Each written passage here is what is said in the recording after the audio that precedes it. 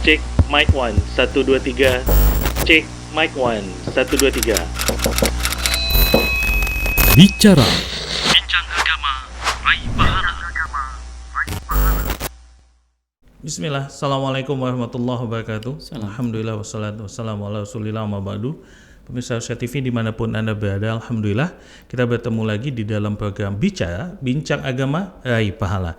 Dan seperti biasa, Bicara akan mengangkat topik-topik ataupun permasalahan yang sedang terjadi di diri kita, lingkungan, ataupun mungkin yang lagi hangat dibicarakan. Nah, untuk membahas topik tersebut, insya Allah kita akan selalu mengundang para asatizah untuk membahas dan meninjau permasalahan tersebut dari sisi syar'i, sehingga nantinya insya Allah kita bisa mendapatkan solusi ataupun penjelasan mengenai masalah yang kita bahas tersebut lewat dalam kaidah-kaidah syariat tentunya.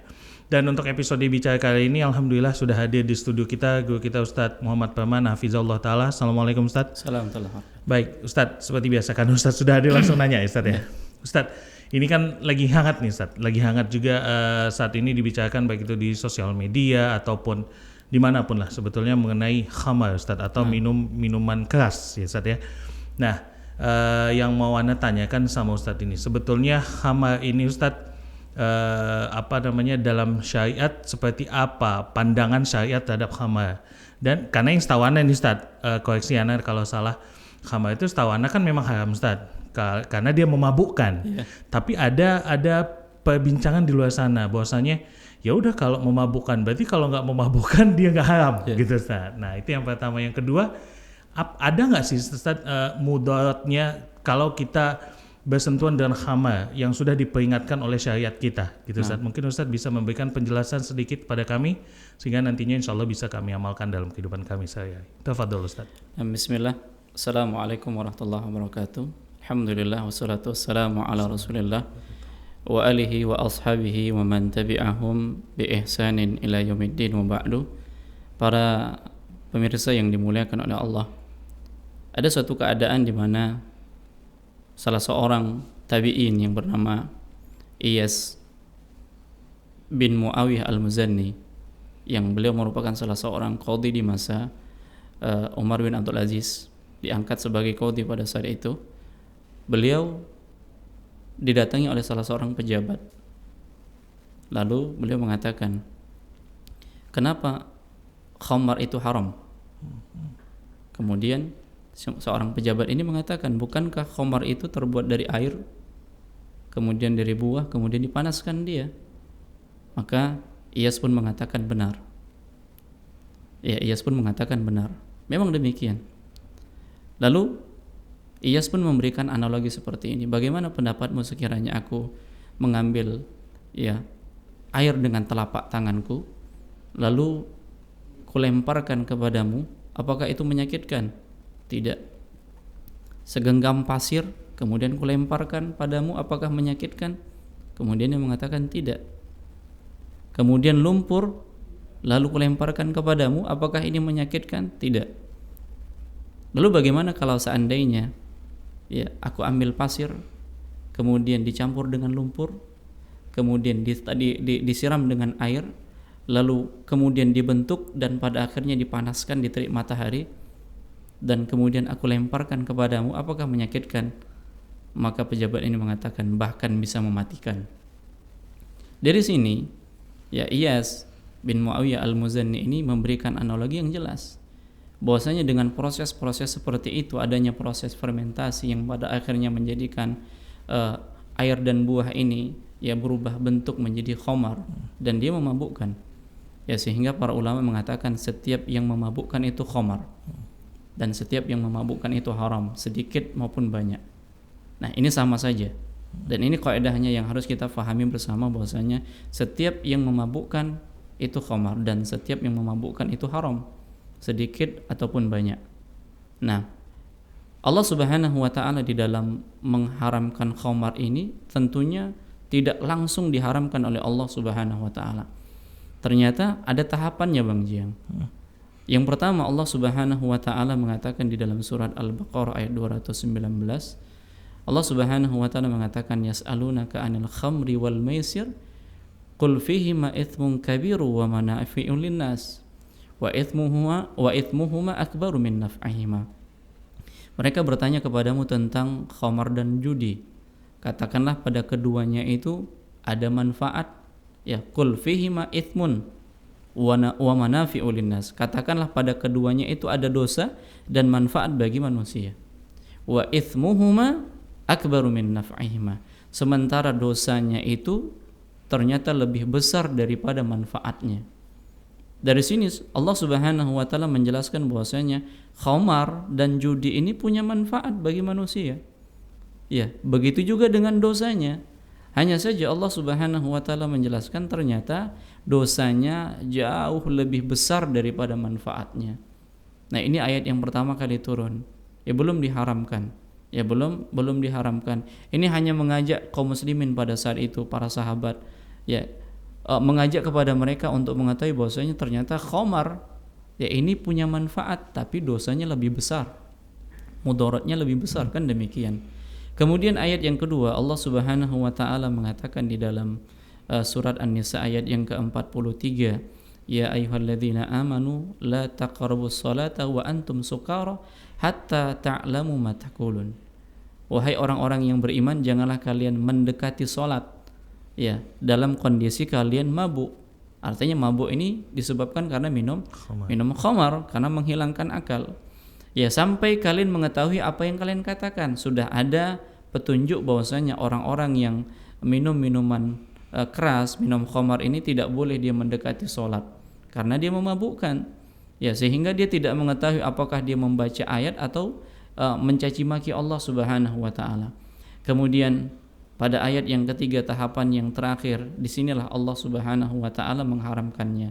Allah katakan di dalam surat Al-Maidah ayat yang ke-9, ya ayyuhalladzina amanu innamal khamru wal maisiru wal ansabu wal azlam rijsun min amali syaitan fajtanibuhu la'allakum tuflihun. Wahai orang-orang yang beriman, sesungguhnya ya khamar, judi, mengundi nasib dengan anak panah. Nah, ini rijs, perbuatan keji dari amalan-amalan syaitan. Jauhilah, ya semoga kalian beruntung. Nah, di sini Allah Subhanahu wa taala sudah terang-terangan menjelaskan bahwasanya khamar itu haram. Siapakah yang mengharamkannya? Allah Subhanahu wa taala. Tentunya yang paling mengetahui tentang syariat kita adalah Allah. Yang menurunkan syariat untuk makhluknya adalah Allah Subhanahu wa taala. Ketika Allah mengharamkan khamar, pastilah ada kemudaratan di dalam khamar itu. Allah Subhanahu wa taala tidak akan membiarkan ya manusia, hamba-hambanya itu jatuh di dalam kemudaratan sehingga Allah haramkan khamar. Kemudaratannya apa? Hilangnya akal. Ya, akal sehat tidak berfungsi lagi. Ya, bahkan pada akhirnya seseorang yang kecanduan khamar, yang memang disibukkan dengan minum-minuman keras, ini ibadahnya selama 40 hari salatnya tidak diterima. Nabi SAW mengatakan, al-khamru ummul khaba'ith. Khamar itu adalah induk dari kerusakan, kehancuran. Ya, faman syaribaha, barang siapa yang meminum khamar, lam tuqbal salatuhu arba'ina yauman. Allah Subhanahu wa taala tidak akan menerima salatnya itu 40 hari. Ya, fa in mata wa hiya fi batnihi mata mitatan jahiliyatan. Kalau seandainya dia mati sementara khamar itu masih ada di dalam perutnya, maka dia matinya mati jahiliyah. Matinya mati jahiliyah. Artinya apa? Dia jatuh dalam dosa besar pada saat itu ketika khamar berada di dalam perutnya dan dia mati. Ini indikasi menunjukkan bahwasanya dia su'ul khotimah. Di dalam riwayat yang lain, Nabi SAW mengatakan, al-khamru ummul fawahish. Ya, khamar itu adalah induk dari segala perbuatan keji. Wa akbarul kabair, dosa dari dosa-dosa besar, dosa yang paling besar itu khamar. Faman syaribaha waqa'a ala ummihi wa ammatihi wa khalatihi. Barang siapa yang minum khamar, bisa jadi dia bisa berbuat zina dengan ibunya, dengan bibi dari pihak bapaknya, dengan bibi dari pihak ibunya. Nah, karena sudah hilang akalnya.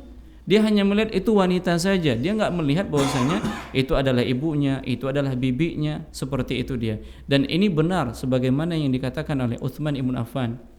Beliau menyampaikan kepada para sahabat, jauhilah oleh kalian ya khamar, karena sesungguhnya khamar itu adalah ya perbuatan keji, induk dari perbuatan keji.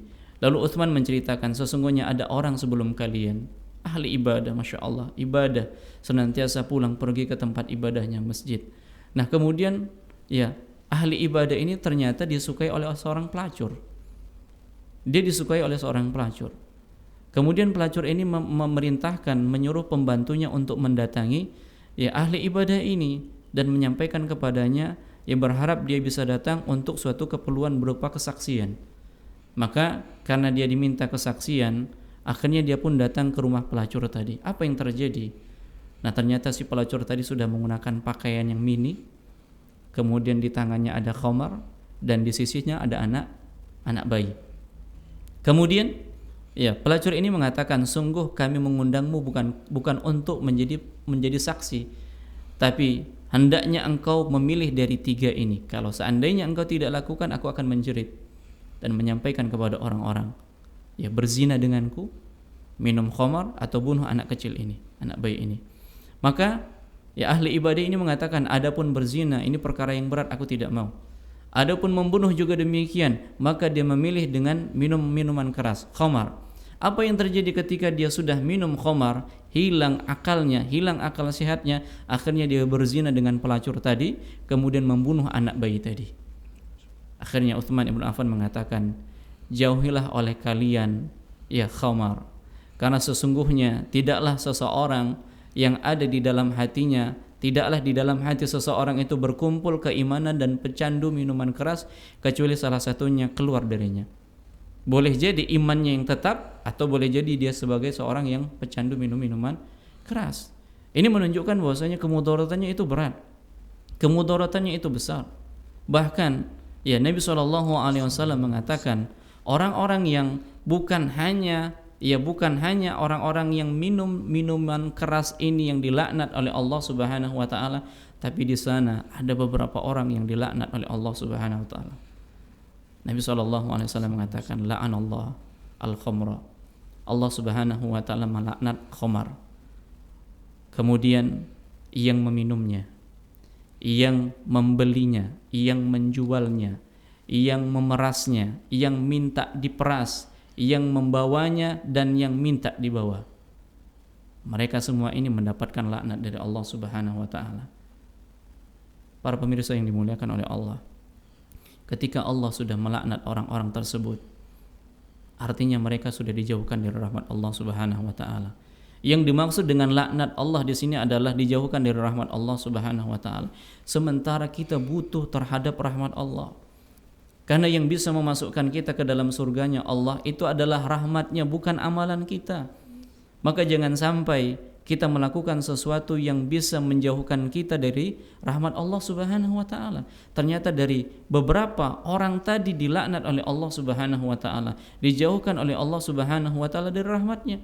Nabi SAW mengatakan kepada para sahabat, sungguh sekali-kali kalian tidak akan masuk surga dengan amalan kalian.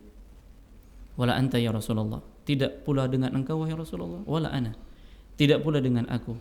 Illa an yataghammadani Allah bi fadlihi wa rahmatihi, kecuali Allah naungi aku, anugerahkan aku rahmat dan karunia-Nya. Jadi kita sangat membutuhkan rahmat Allah Subhanahu wa taala. Dan jangan sampai orang-orang yang terjerumus dalam perkara-perkara minuman keras ini dijauhkan dari rahmat Allah Subhanahu wa taala. Dan di sisi lain, apa kata Nabi SAW? La yadkhulul jannah mudminu khamrin, tidak akan masuk surga pecandu minuman keras. Para pemirsa yang dimuliakan oleh Allah, sesungguhnya ini salah satu dari beberapa yang Allah haramkan. Kalau kita lihat, ternyata masih banyak lagi makanan dan minuman yang Allah Subhanahu wa ta'ala halalkan. Kenapa kita memilih sesuatu yang diharamkan oleh Allah sementara yang halal itu banyak? Yang halal itu banyak. Maka bertakwalah kepada Allah Subhanahu wa taala. Ambillah sesuatu yang memang mendatangkan manfaat bagi kita, manfaat bagi orang lain, yang memang itu sudah dihalalkan oleh Allah Subhanahu wa taala, dan tinggalkanlah segala sesuatu yang memang Allah haramkan. Bersabarlah sampai Allah Subhanahu wa taala mewafatkan kita. Semoga Allah Subhanahu wa taala melindungi kita, melindungi keluarga kita, saudara-saudara kita dari perbuatan-perbuatan yang bisa mendatangkan laknat dari Allah Subhanahu wa taala. Semoga kaum muslimin dan kaum muslimat dimanapun berada dilindungi oleh Allah Subhanahu wa taala. Allahu a'lam. Baik Ustaz, jazakallah khairan, barakallahu fikum Ustaz. Baik pemirsa Syah TV dimanapun Anda berada, itu dia tadi penjelasan dan faedah singkat dari guru kita Ustaz Muhammad Parman hafizahullah ta'ala mengenai bahayanya khamar dan haramnya khamar yang telah diatur oleh syariat. Dan semoga seperti yang disampaikan Ustaz, kita dan keluarga kita jauh dari khamar dan juga dari bahaya-bahaya yang diakibatkan oleh khamar. Kita tutup pertemuan kita kali ini dengan doa kafaratul majlis. Subhanakallahumma bihamdika, asyhadu an la ilaha illa anta, astaghfiruka wa atubu ilaik. Assalamualaikum warahmatullahi wabarakatuh. Assalamualaikum warahmatullahi wabarakatuh.